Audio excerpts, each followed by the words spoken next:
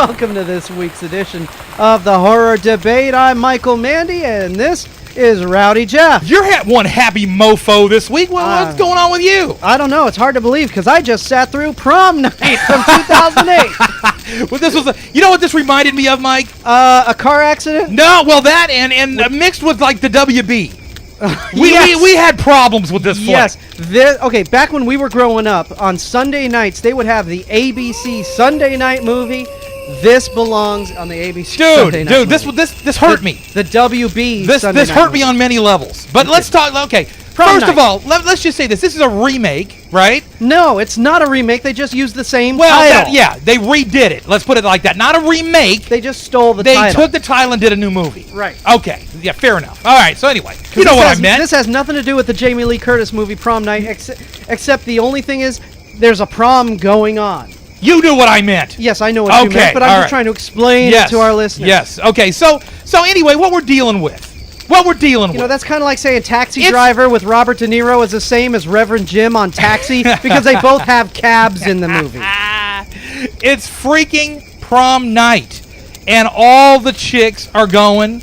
They're sitting getting their hair done. All the hot chicks are going. There's no ugly chicks in this whole freaking fat school. Chicks are not going. There's no ugly chicks in this whole school, by the way. Well, you know, okay, look, all the fat ugly people don't go to prom, right?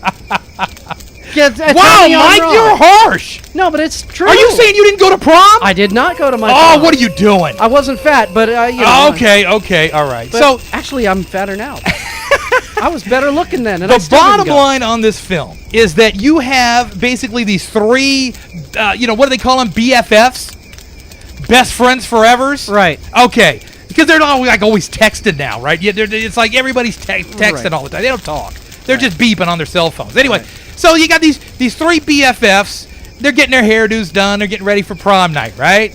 And basically what ended up happening was, beforehand, the blonde, the main character, Britney Spears, she was having issues with a teacher that was at her school. That takes place...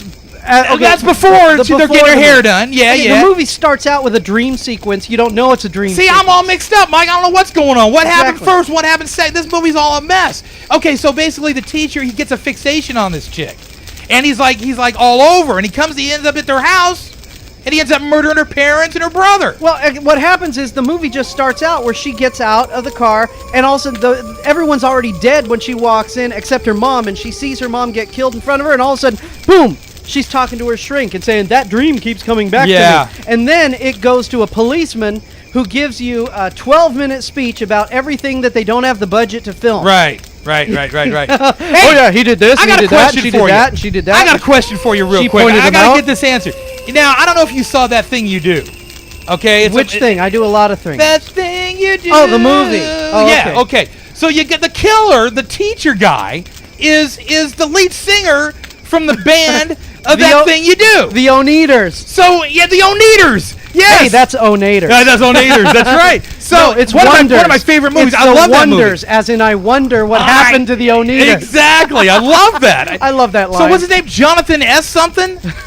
I mean, we want to get his name right. You know what I mean? I mean, we're sensitive like that. Jonathan Skate something. Yeah, God bless you. Jonathan Sketch. Sketch? Yeah, okay. Jonathan, man, I'm sorry. Hey, Jonathan, dude, you understand, right? I mean, I've been called everything: care, car, whatever. Kook? So, that too.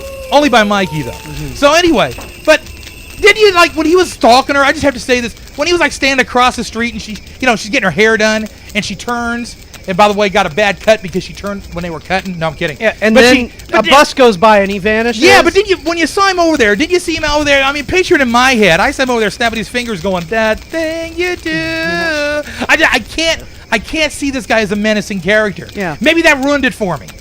But he didn't come off menacing to me at all. Well, the problem is the movie starts out showing you who the killer is, gave him his explanations, and then they said, and he escaped by crawling out the vent of whatever psychiatric hospital he was in. Right. People who violently... They give it the Mikey Myers vibe. People who violently murder 4 people, and all that's keeping him in is 2 screws on a vent. Come on. So of course I'm watching that going, oh, come on. Welcome to Chicago. Welcome to Haddonfield, baby. I don't know, Mike. Okay. This movie, it didn't have anything going for it. The acting, you didn't need good acting. I mean, it wasn't bad, but it wasn't good. This was kind of like Final Destination. It's No, just, death is coming. No. What I'm getting at is, you know who the killer is. There's no who done it. Right. That's what the original Prom night was. Who's doing it and why, and who's going to get it. But you knew who was going to get Final it. Destination is an actual good movie. The first one. Yeah, I mean, you see what I'm saying? Yeah. I mean, this movie, I don't know, man. It was like, this movie was like a blink. This movie was like a little dream to me, dude. I sat down and watched it. I turned it on, I pressed play. Suddenly it was 90 minutes later, and I had nothing to show for it. Yeah. You know what I mean? I didn't jump once. There was nothing. And it's PG-13. It was almost like it wasn't even a horror film. It's PG-13, which means when people get stabbed, their shirts don't rip, guts don't fall out. It's just a red ketchup smear. Boy, I love that one girl's dress, though. Woo! Low cut.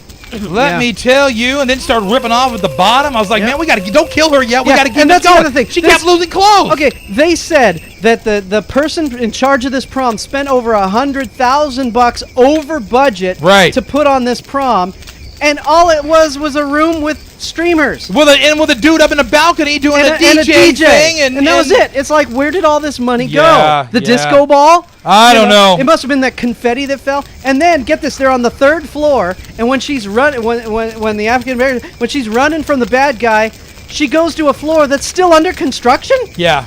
It's like, wait a second. Mike. Why didn't she just keep going down the stairs to the 1st floor? As you learned from our Mirrors review, construction sites and things like that are scarier. Yeah, exactly. That's what directors think. And I don't get it, Mike. And then the cops say, oh my God, the bad guy broke out of jail. He's going after her. She's at her prom. Let's just have a stakeout at her house. Yeah.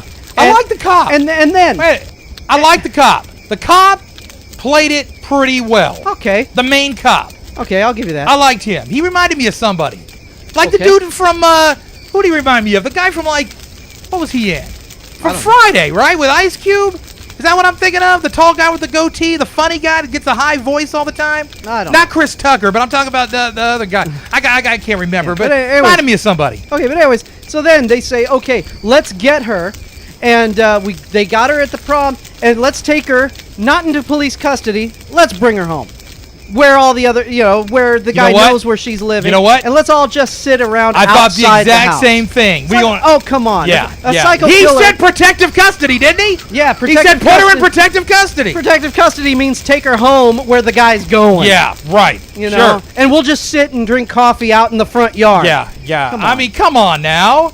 I mean, in the like you said, the kills weren't anything special. It was all done with off camera, not supposedly stabs. Yeah, one's got their throat slashed. That was the only special effect they had on there. You didn't see the throat getting stabbed. You just saw the after effect. So they had one of those fake things with the liquid latex on the outside of the throat. It's like kind of a waste of time. This whole thing, this whole movie, waste of time. I had a bad taste in my mouth after it was over. Might have been the ice cream. I don't know, but anyway, I'm gonna give it 1 star. Yep. I was disappointed. Storyline was okay. The story was very pedestrian. It was pedestrian and it was predictable.